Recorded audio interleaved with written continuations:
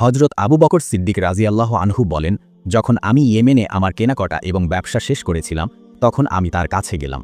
সেই সময় তিনি আমাকে বললেন, এই নবীর প্রশংসায় আমার লেখা কিছু কবিতা শোনো। আমি বললাম, ভালো হয়েছে, সেগুলো আবৃত্তি করো। তারপর তিনি আমাকে সেই কবিতাগুলো আবৃত্তি করলেন। এরপর যখন আমি মক্কায় পৌঁছালাম তখন নবী সাল্লাল্লাহু আলাইহি ওয়াসাল্লাম তার নবুয়ত ঘোষণা করেছিলেন। তৎক্ষণাৎ কুরাইশদের মহান নেতারা আমার কাছে এলেন। তাদের মধ্যে সবচেয়ে গুরুত্বপূর্ণ ছিলেন উকবা ইবনে আবি মুআইদ, সাইবা, আবু জাহাল এবং আবু আল বাখতারি। তারা আমাকে বললেন, হে আবু বকর, আবু তালিবের ইয়েতিম সন্তান নবী হওয়ার দাবি করেছে। যদি আমরা তোমার জন্য অপেক্ষা না করতাম তাহলে আমরা ততক্ষণ পর্যন্ত ধৈর্য ধরতাম না। এখন তুমি এসেছ, তাদের মোকাবেলা করা তোমার কর্তব্য। আর তিনি এটা বলেছিলেন কারণ হযরত আবু বকর রাজিয়াল্লাহু আনহু ছিলেন মহানবী সাল্লাল্লাহু আলাইহি ওয়াসাল্লামের ঘনিষ্ঠ বন্ধু। আবু বকর রাজিয়াল্লাহু আনহু বলেন যে, আমি বিনয়ের সাথে এই লোকদের এড়িয়ে চলেছিলাম এবং নিজেই তার বাড়িতে পৌঁছে দরজায় কড়া নাড়লাম। তিনি বেরিয়ে এলেন। আমাকে দেখে তিনি বললেন, হে আবু বকর, আমি তোমার জন্য এবং সমস্ত মানবজাতির জন্য আল্লাহর রাসূল হিসেবে প্রেরিত হয়েছি, তাই সর্বশক্তিমান আল্লাহর উপর বিশ্বাস রাখো। তার কথা শুনে আমি বললাম, তোমার কাছে এর প্রমাণ আছে? আমার কথা শুনে তিনি বললেন, সেই বৃদ্ধের কবিতা যা সে তোমাকে আবৃত্তি করেছিল। আমি অবাক হয়ে বললাম, আমার বন্ধু, কে তোমাকে তাদের সম্পর্কে বলেছে? তিনি বললেন, সেই মহান ফেরেশতা যিনি আমার আগে সকল নবীর কাছে আসছেন। হযরত আবু বকর সিদ্দিক রাজিয়াল্লাহু আনহু বলেন, তোমার হাত আনো। আমি সাক্ষ্য দিচ্ছি যে আল্লাহ ছাড়া কোনো উপাস্য নেই এবং আপনি আল্লাহর রাসূল। তিনি আমার ঈমানে খুবই খুশি হলেন, আমাকে বুকে জড়িয়ে ধরলেন। তারপর কালেমা পাঠ করার পর আমি তার কাছ থেকে ফিরে এলাম। মুসলিম হওয়ার পর হযরত আবু বকর সিদ্দিক রাজিয়াল্লাহু আনহু প্রথম যে কাজটি করেছিলেন তা হল ইসলাম প্রচার করা। তিনি তার পরিচিতদের কাছে ইসলামের বার্তা পৌঁছে দিয়েছিলেন। তিনি তাকে আল্লাহ ও তার রাসূলের দিকে ডাকেন এবং তার প্রচারের ফলে হযরত ওসমান বিন আফফান রাজিয়াল্লাহু আনহু মুসলিম হন।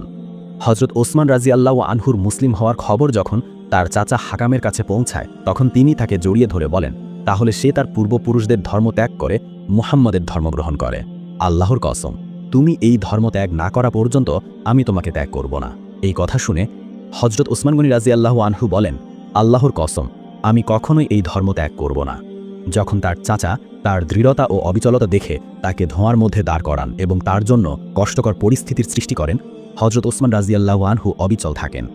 হযরত ওসমান রাজিয়াল্লাহু আনহুর ফজিলত সম্পর্কে একটি হাদিসে উল্লেখ আছে যে রাসূলুল্লাহ সাল্লাল্লাহু আলাইহি ওয়াসাল্লাম বলেছেন, প্রত্যেক নবীর জান্নাতে একজন সাথী থাকেন আর আমার সাথী হবেন ওসমান ইবনে আফফান।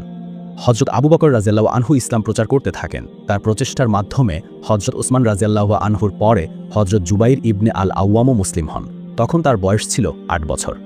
একইভাবে হযরত আব্দুর রহমান ইবনে আউফ রাজিয়াল্লাহু আনহু হযরত আবু বকর রাজিয়াল্লাহু আনহুর প্রচেষ্টার মাধ্যমে মুসলিম হন। জাহিলিয়াতের যুগে তার নাম ছিল আব্দুল কাবা।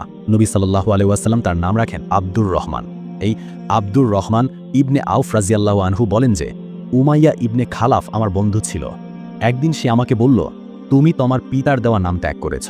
জবাবে আমি বললাম, হ্যাঁ, আমি চলে এসেছি। এই কথা শুনে সে বলল, আমি রহমানকে চিনি না, তাই তোমাকে আব্দুল্লাহ বলে ডাকি। তাই সেদিন থেকে মুশরিকরা আমাকে আব্দুল্লাহ বলে ডাকতে শুরু করেছিল। হযরত আব্দুর রহমান ইবনে আউফ রাজিয়াল্লাহু আনহু তার ইসলাম গ্রহণের ঘটনাটি এভাবে বর্ণনা করেন, আমি প্রায়শই ইয়েমেনে যেতাম।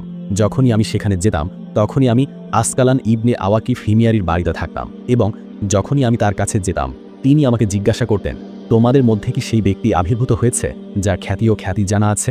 কেউ কি তোমাদের ধর্মের বিরোধিতা ঘোষণা করেছে? আমি সবসময় বলতাম যে না, এমন কোনো ব্যক্তি আবির্ভূত হয়নি, যতক্ষণ না সেই বছর আসে যখন মহানবী সাল্লাল্লাহু আলাইহি ওয়াসাল্লাম আবির্ভূত হন। সেই বছর আমি ইয়েমেনে গিয়ে তার বাড়িতে থাকতাম। তিনি একই প্রশ্ন করেন, তখন আমি তাকে বললাম যে হ্যাঁ, তারা আবির্ভূত হয়েছে, তাদের বিরোধিতাও করা হচ্ছে। হযরত আব্দুর রহমান বিন আউফ সম্পর্কে নবী সাল্লাল্লাহু আলাইহি ওয়াসাল্লাম বলেছেন, তুমি পৃথিবীবাসী এবং আসমানবাসীর মধ্যে বিশ্বস্ত।